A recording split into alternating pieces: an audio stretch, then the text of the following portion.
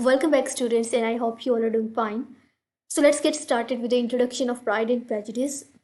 इसकी जो टोन है वो कॉमिक या सैटिरिकल टोन में लिखा गया है और उसकी सेटिंग जो है वो लॉन्गबर्न रूरल इंग्लैंड की है और लॉन्गबर्न वो प्लेस है जहाँ पे बेनेट फैमिली रहती है। तो इसका जॉनर है कॉमेडी ऑफ मैनर्स और ये वो कॉमेडी होती है जिसमें the writer questions the manners of so called sophisticated society. और फिर ये जिस पीरियड में लिखा गया it was period of American war of independence, French revolution and Napoleonic Wars. तो उस वक्त जो राइटर्स लिख रहे थे वो मोस्टली ह्यूमन सफरिंग्स पे लिख रहे थे, पॉलिटिक्स और वॉर जैसे टॉपिक्स पे लिख रहे थे। बट जेन ऑस्टन के जो नॉवेल्स थे it was like a fresh breeze of air, क्योंकि इसमें हमें इतने ट्रेजिक इवेंट्स, ह्यूमन सफरिंग्स और इस तरह की ट्रेजिडीज देखने को नहीं मिलती। But in fact they are very written in a very light tone और उसमें we find satire and irony. तो they are very interesting to read. उसके बाद इसमें इस नॉवल में जो प्लेसेस हैं वो हैं हार्टफोर्डशायर एंड डर्बीशायर। ये दो कंट्रीज़ हैं और उनके अंदर जो टाउन्स हैं वो लॉन्गबर्न है, नीदरफील्ड पार्क है, विलेज ऑफ मेरिटन है और डर्बीशायर में पेम्बरली है जो कि डार्सी की स्टेट है। अब लॉन्गबर्न में बेनेट फैमिली रहती है। नीदरफील्ड पार्क जो कि लॉन्गबर्न के करीब है, इसमें बिंगले की रेजिडेंस है और विलेज ऑफ मेरिटन इसमें मिलिट्री के कुछ कैंप्स वगैरह हैं। ठीक है। और डर्बीशायर में पेम्बरली जो है वो डार्सी की स्टेट है और उसमें एलिजाबेथ की लास्ट जर्नी है जिसमें reality she knows about reality. उसको डार्सी के बारे में पता चलता है और फिर मिस्टर विकम की रियलिटी उसे पता चलती है कि हु वाज ही और उसने किस तरह से जो है वो he was hiding the truth.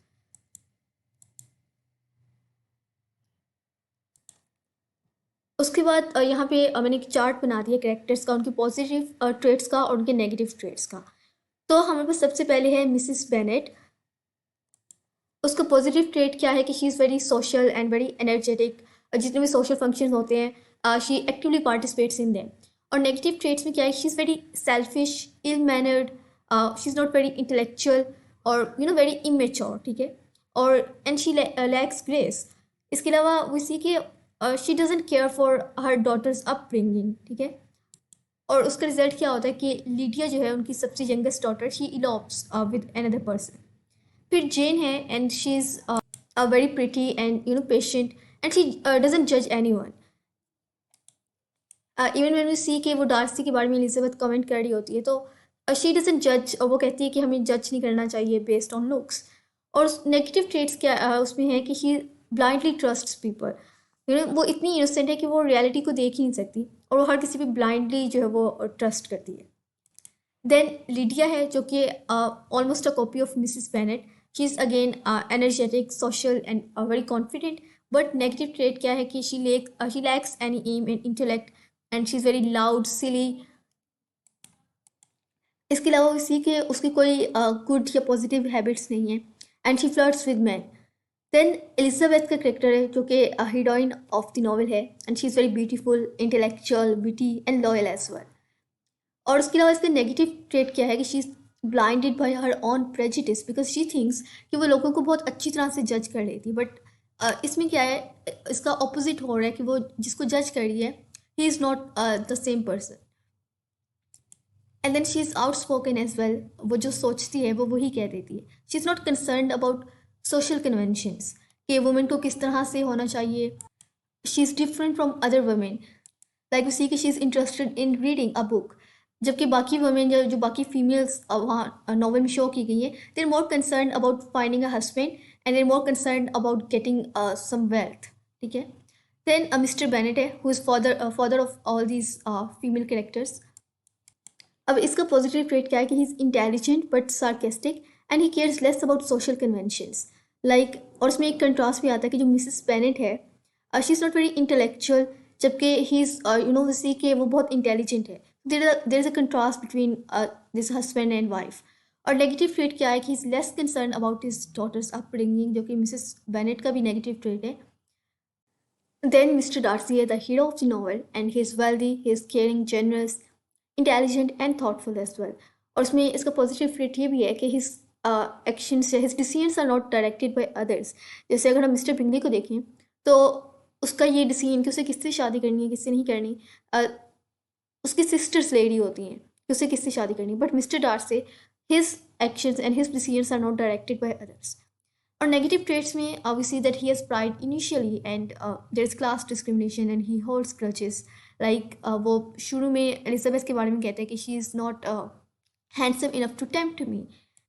हालांकि he is attracted to her but just because वो लोअर क्लास से बिलोंग करती है तो he has pride.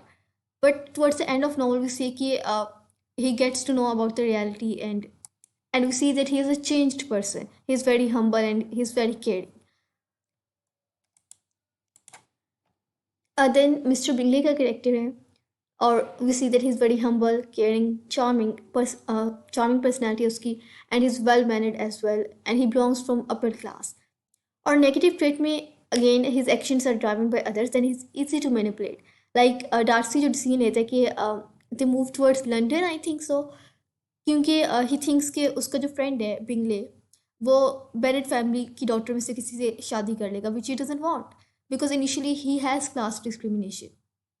And then Mr Wickham है his funny and charming appearance but towards the end we see that he's a gambler, he's dishonest and evil person inside, so we can say that appearances are always deceptive.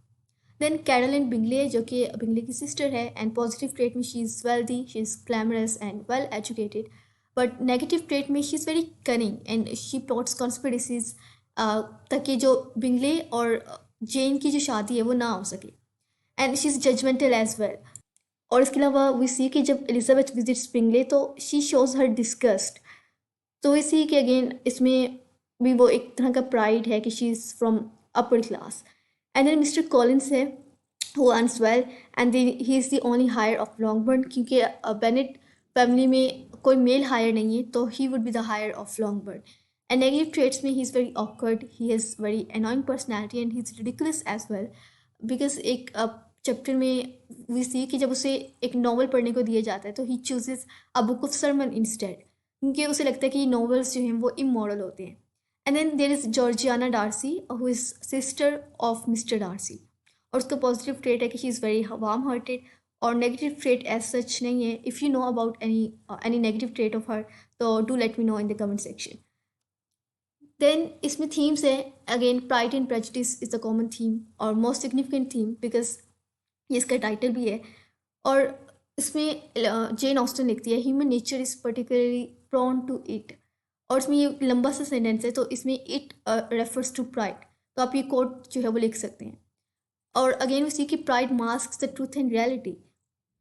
We see के characters from upper class are very prideful and they don't want to mingle with the lower class. So class discrimination उस वक्त जो है वो बहुत ज़्यादा थी जब जेन ऑस्टन ने ये नॉवल लिखा।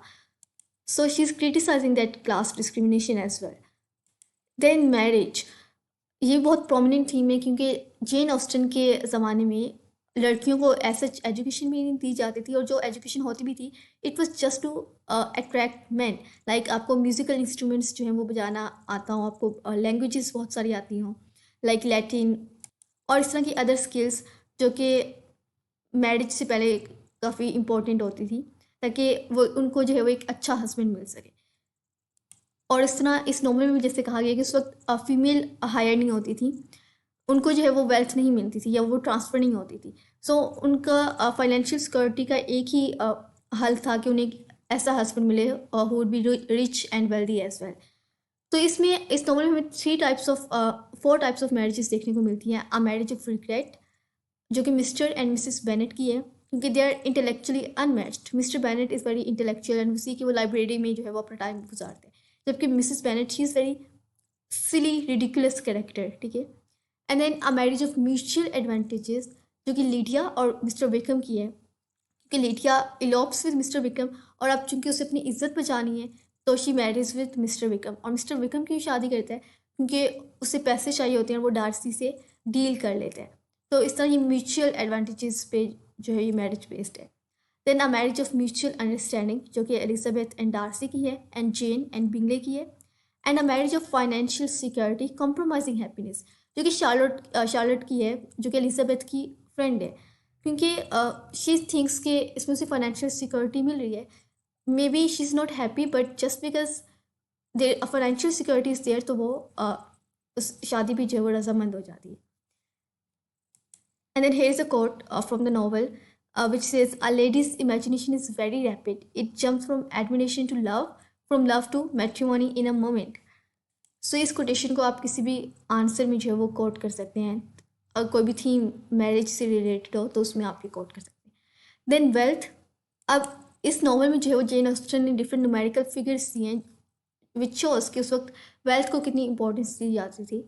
मिस्टर बेनेट की जो एनुअल इनकम है इट्स अराउंड £2000। डार्सी की एनुअल इनकम £10,000 है। और उसके बाद विक्रम जो है वो डील करते हैं डार्सी के साथ कि वो शादी लीडिया के साथ तब करेगा अगर डार्सी जो है उसे £1000 देते हैं। और इस तरह और भी कुछ न्यूमेरिकल फिगर्स हैं। तो इट अगेन शोज के इसमें फाइनेंशियल उस पर कितना उसको इम्पोर्टेंस दी जाती थी उस वक्त। इसमें मेल कैरेक्टर्स भी और फीमेल कैरेक्टर्स भी वेल्थ को जो देख रही होती है। फीमेल कैरेक्टर्स ऐसा हस्बैंड चाहती हैं जो बहुत वेल्थी और रिच हो, और फिर कैरेक्टर्स लाइक मिस्टर विक्रम ये भी पैसे के पीछे हैं कि उन्हें किसी तरीके से जो है वो कुछ पैसे मिल जाए। देन नेक्स्ट थीम है वुमेन एंड फेमिनिटी। और उसमें Jane Austen has criticised women identity in early 19th century by setting up a bold, honest and independent character of Elizabeth. क्योंकि इसमें अगेन हम देखते हैं कि वुमेन या फीमेल कैरेक्टर्स जो थी उनको वो इतनी एजुकेटेड भी नहीं होती थी and they were mostly confined to their homes, और इतनी एजुकेशन उन्हें नहीं दी जाती थी। बट एलिजाबेथ का जो करेक्टर है it's very bold, honest and independent character. So we can say कि Jane Austen wants women to be independent and intellectual as well. फिर नेक्स्ट थीम जो है वो डिसीट है।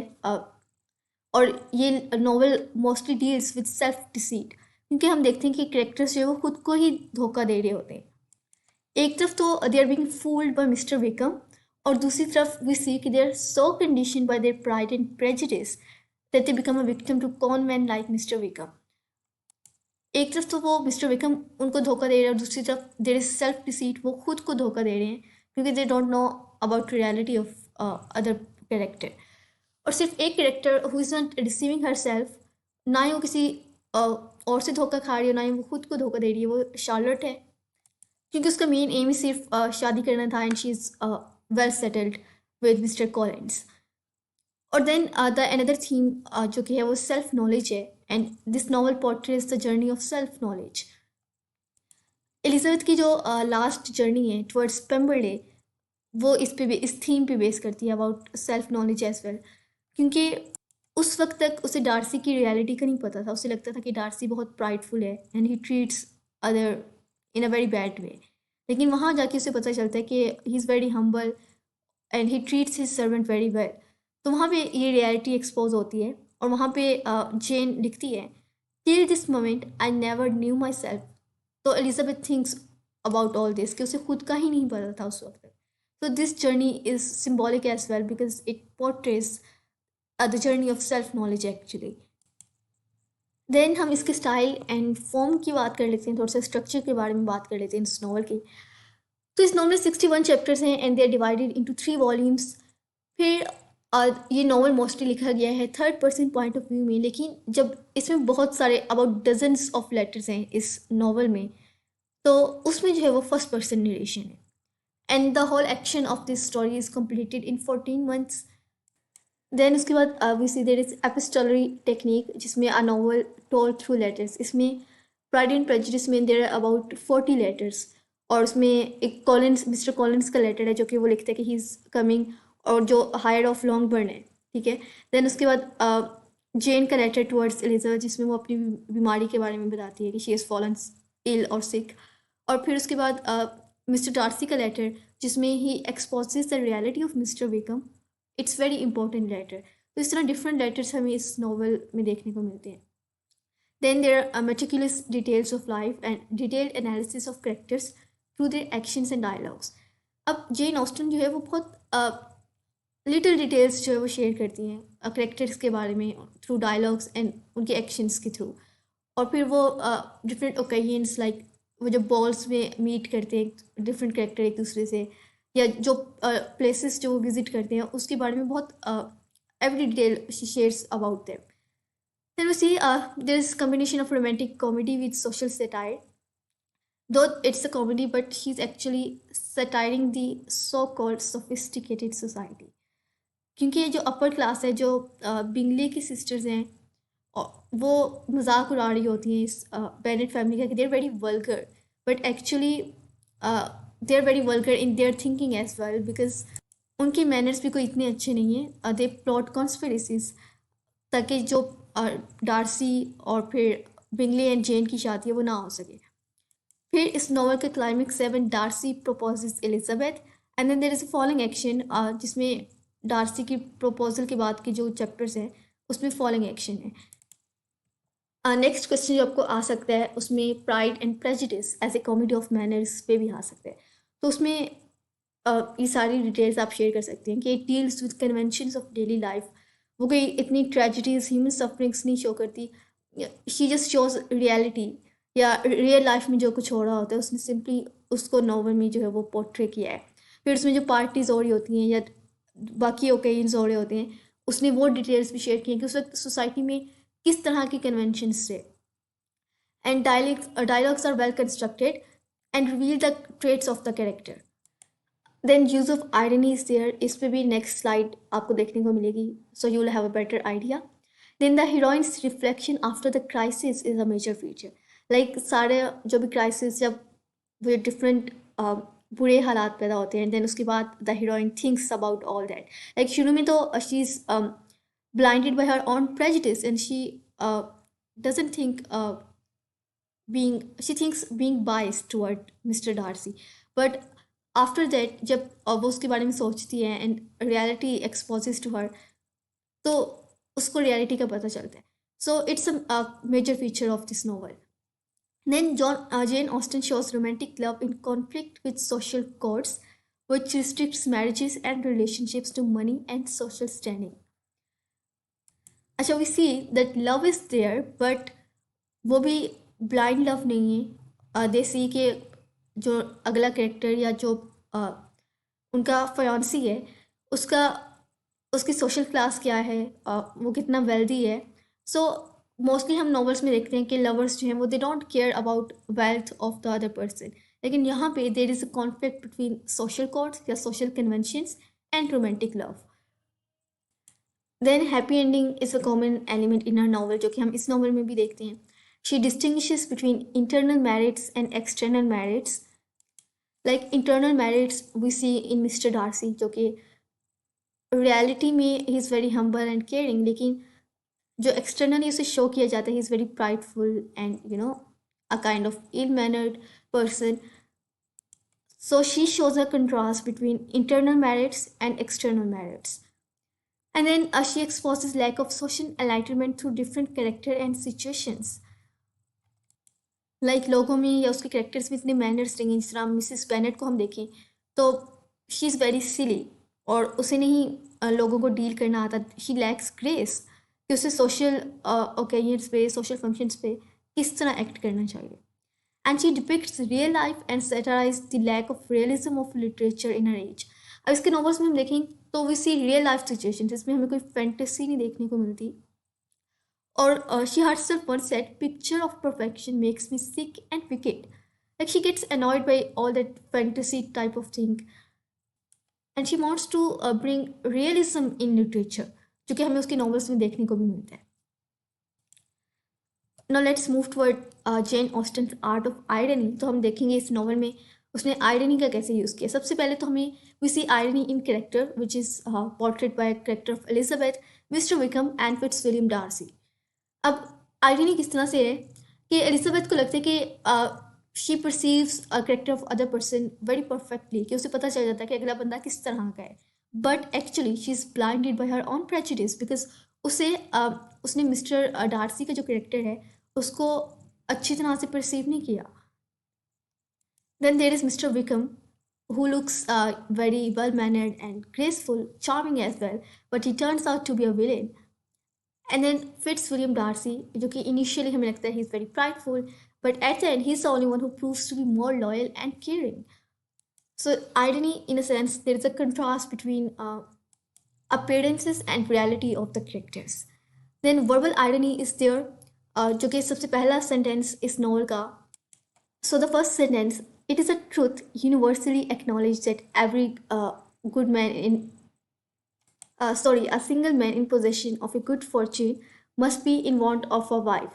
But actually see कि वो मैन कोई male character is not in search of a wife, it's actually female characters जो किसी हस्बैंड की तलाश में who is rich and wealthy. So it's a verbal irony क्योंकि female characters are more into finding a good husband. Like अगर हम देखें upper class और लोअर क्लास दोनों में, जैसे एलिजाबेथ या फिर लीडिया एंड मिस्टर बेनेट की जितनी भी डॉटर्स हैं, they are seeking a good husband. फिर अपर क्लास में अगर हम देखें तो कैरोलिन बिंगली जो है वो डार्सी से शादी करना चाहती है because again he is wealthy and charming. ठीक है. फिर लेडी कैथरीन है, वो अपनी बेटी की शादी जो है वो अपने नेफ्यू से करवाना चाहती है. तो अगेन इस तमाम फीमेल कैरेक्टर्स जो हैं they are in search of a good husband.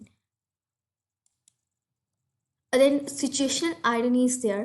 पहला वो है कि डार्सी रिमार्क्स अबाउट एलिजाबेथ जब वो एक पार्टी में होते हैं एंड उससे बिंगले आई थिंक कहते हैं कि आप इसके साथ डांस करो and he says that tolerable but not handsome enough to tempt me, कि वो इतनी खूबसूरत नहीं है कि वो मैं उससे डांस कर सकूँ. Like she is just mediocre. लेकिन आयरनी क्या है that the same woman who is not handsome enough to dance with was good enough to marry. लेकिन टुवर्ड्स द एंड वो उसके साथ शादी कर लेते हैं. So there is, irony, situational irony is there. Darcy removes Bingley, जो कि डार्सी का फ्रेंड है, from Netherfield to prevent him from making alliance with Bennet family, but ends up marrying Bennet's daughter. अब वो क्या करता है, डार्सी बिंगले को नेदरफील्ड से लंदन नहीं जाता, आई थिंक सो, ताकि वो बेनेट डॉटर के साथ मिस्टर बेनेट की जो डॉटर्स है उसके साथ शादी ना कर ले. But towards and we see कि वही जो है वो एलिजाबेथ के साथ जो है वो शादी कर लेते हैं. Then Elizabeth tells Mr. Collins that she's not a type of girl who rejects a proposal first time and accepts it the second time, but ironically, she does the same when Darcy proposes her second time. अब जब mister Colin उसे propose करता है तो first time वो reject कर देती है. देन मिस्टर कॉलिन उसे दोबारा प्रपोज करता है और उसे कहती है कि she is not the type of girl जो पहली दफ़ा जो है वो प्रपोजल रिजेक्ट करके दूसरी दफ़ा उसे एक्सेप्ट कर दे. बट आयरनिकली या फनी इनफ कि जब डार्सी उसे सेकेंड टाइम प्रपोज करते हैं तो वो उसको एक्सेप्ट कर लेती है. फिर we see that Mr. Colin proposes Elizabeth when she hates him and her heart is too full of Wickham. तो कॉलिन जो है उसको प्रपोज करते हैं, हालांकि she hates him so much और and she loves Mr Wickham at that time. She is attracted actually to Mr Wickham. So that contrast, irony is there. And then Lady Catherine, attempting to prevent their marriage, only succeeds in hastening it. Then Lady Catherine, attempting to prevent their marriage, only succeeds in hastening it. इसमें we see के lady Catherine जो है वो Bennett family को visit करती है और वो एलिजाबेथ से कहती है कि तुम डार्सी की प्रपोजल को रिजेक्ट कर दो, उससे शादी ना करना. But she stands for her self और वो इसको डिनाई कर देती है. और जब डार्सी को इस बात का पता चलता है तो he gets a hint that she is interested in him. तो he proposes her and they eventually get married. So वो जो है वो उनकी शादी को नहीं करवाना चाह रही होती, but actually she is the one जो कि उनकी रिलेशनशिप को बिल्ड करने का सबब बनती है. Then Lydia's elopement with Mr. Wickham makes Elizabeth think that Darcy will end his relationship with her, but ironically, this affair brings them together. अब जब लीडिया जो है वो मिस्टर विक्रम के साथ भाग जाती है और मतलब it's kind of stain on Bennet family respect, तो एलिजाबेथ सोचती है कि डार्सी जो है उसके साथ रिलेशनशिप ख़त्म कर देगा बिकॉज अगेन पहले ही वो इतना सब कुछ बर्दाश्त कर रहा है उसकी इल मैनर्ड फैमिली को. But towards the end we see के Darcy makes a deal with mister Wickham और उसे कुछ पैसे देता है ताकि वो लीडिया के साथ शादी कर ले. And ironically this affair brings them together कि एलिजाबेथ को लग रहा था कि it will bring an end to their relationship, but actually it again makes them together. So this brings us to the end of the video and I hope you liked it, and if you do then don't forget to give it a huge thumbs up and subscribe to my channel. Also if you have any question let me know in the comment section. Thank you.